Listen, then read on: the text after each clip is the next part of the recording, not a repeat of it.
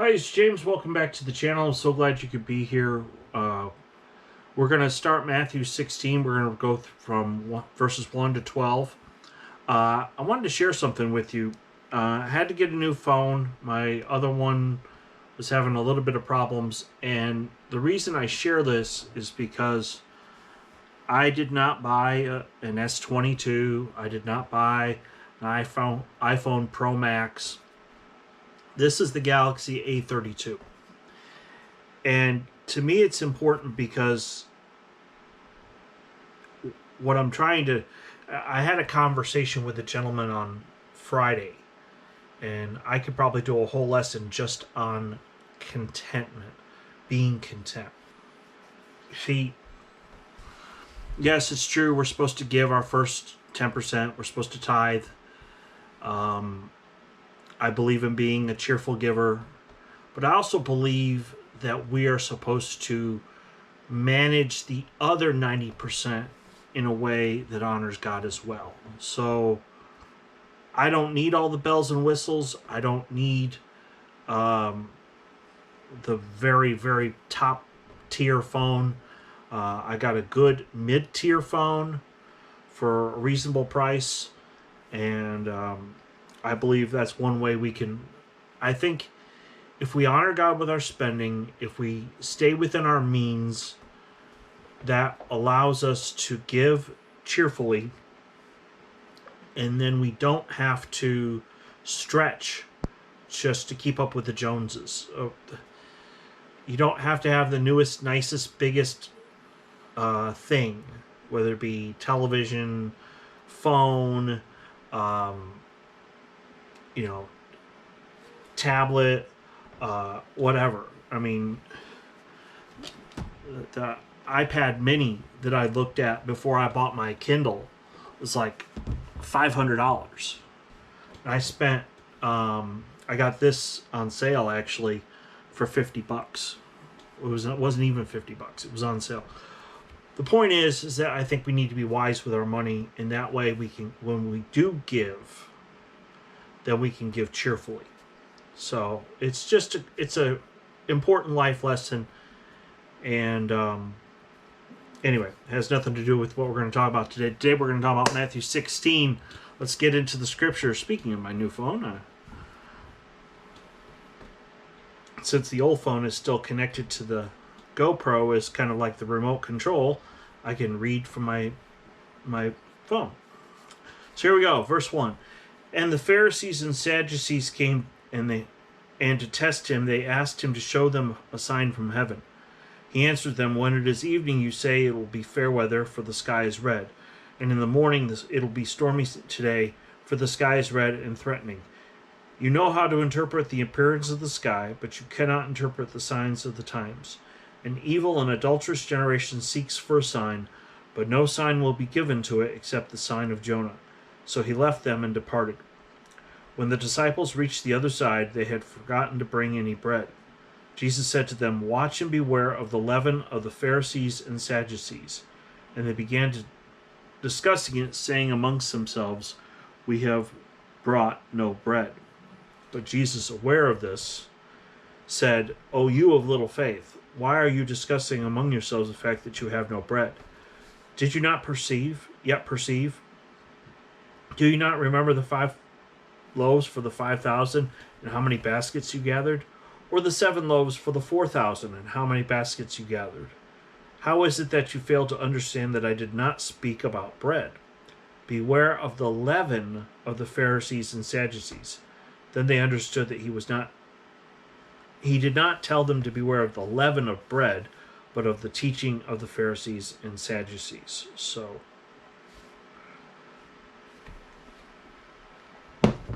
set that down for a second. It's been a long day.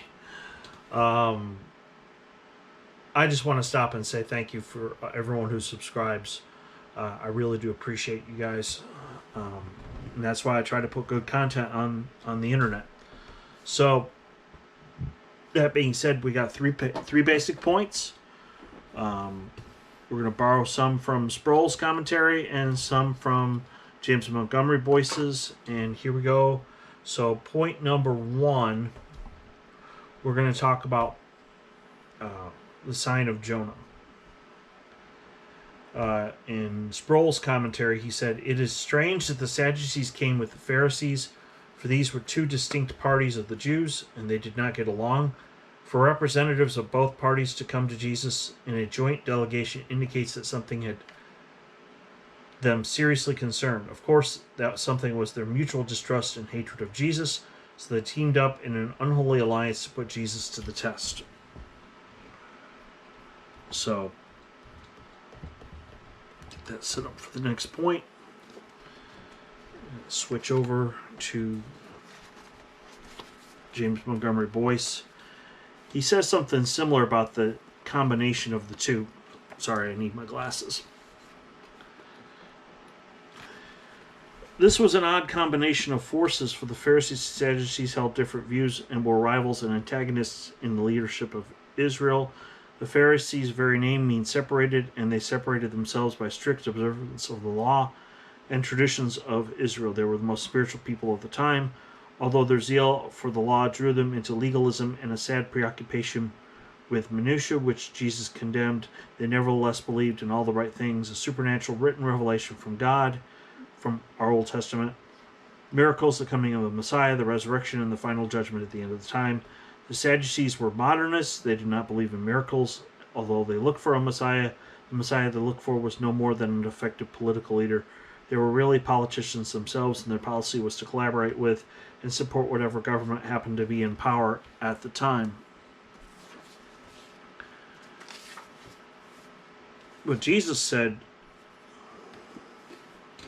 the only sign you're going to get is the sign of Jonah.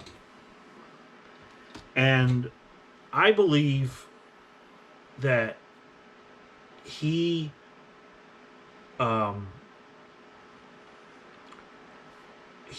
did not want to engage with them on any deeper level than that at all.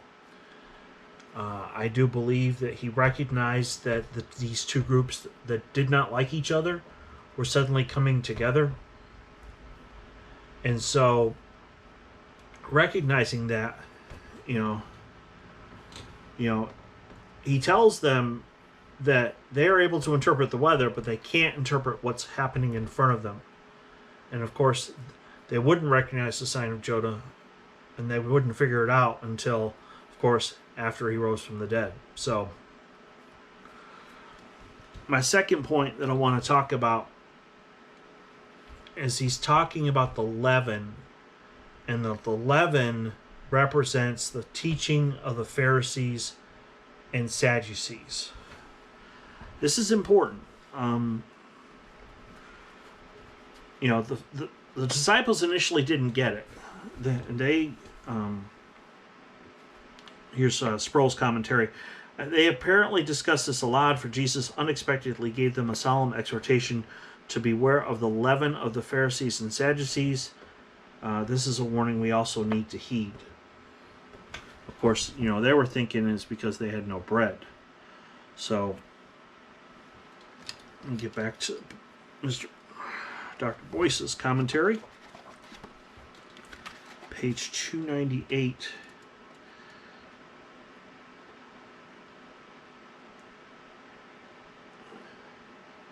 What were the disciples thinking as they crossed the lake with Jesus? The answer to that question is obvious from the story, too. They were thinking about food. The problem is that they had forgotten to bring along the necessary bread. Mark says that they had only one loaf. So when Jesus said, "Be on your guard against the yeast of the Pharisees and Sadducees," all they could think about was lunch. Their thinking must have gone something like this: yeast. Yeast is used to make bread. We don't have any bread. We forgot to bring bread. They figured it out. Jesus must be upset with us because we forgot to bring enough food. So,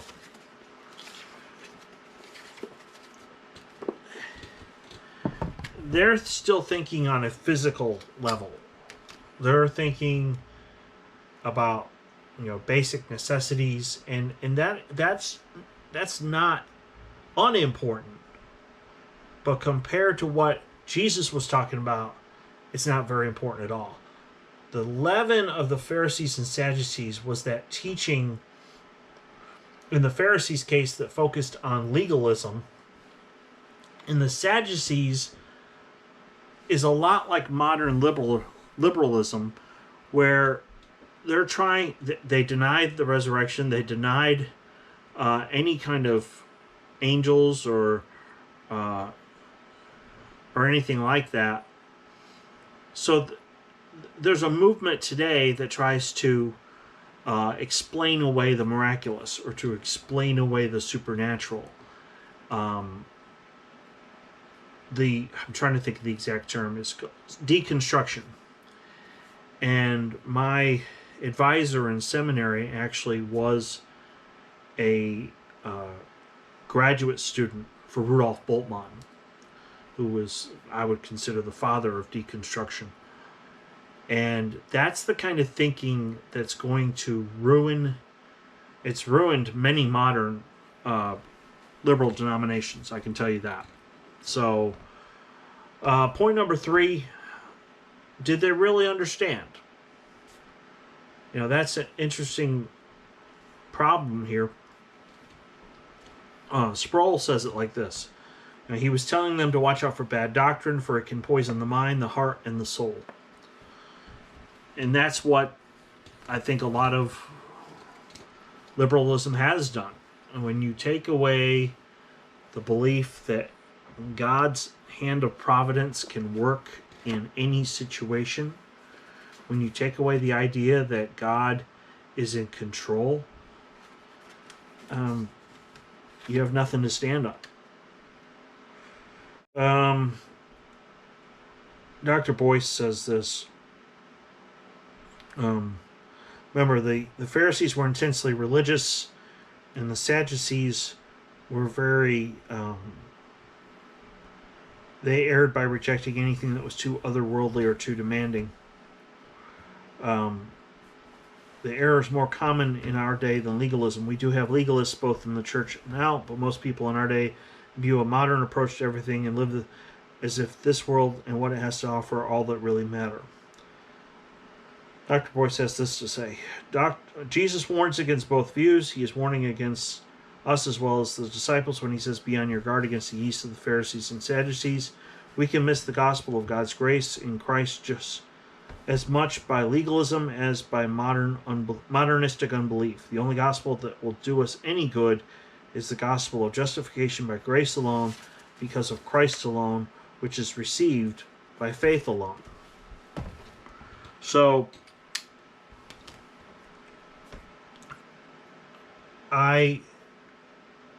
for a long time, had a problem with some of the things I was taught in seminary. I've learned that to appreciate my time there, because it did show me some things that, quite frankly, are heresy. I learned some really, really bad theologies. There's a particular writer that I'm thinking of, and the name escapes me, but she referred to the earth as the body of God. And it's nothing more than heresy. Modernism has crept in the church, and then we end up erring in other ways as well. And not Elaine Pagels, although I would consider her to be a false teacher as well. But you really have to know what you believe and why you believe it. And that's why I care so much about this channel, about what is taught. That's why I use people like R.C. Sproul and James Montgomery Boyce as sources, because you've got to know the basics. If you've never...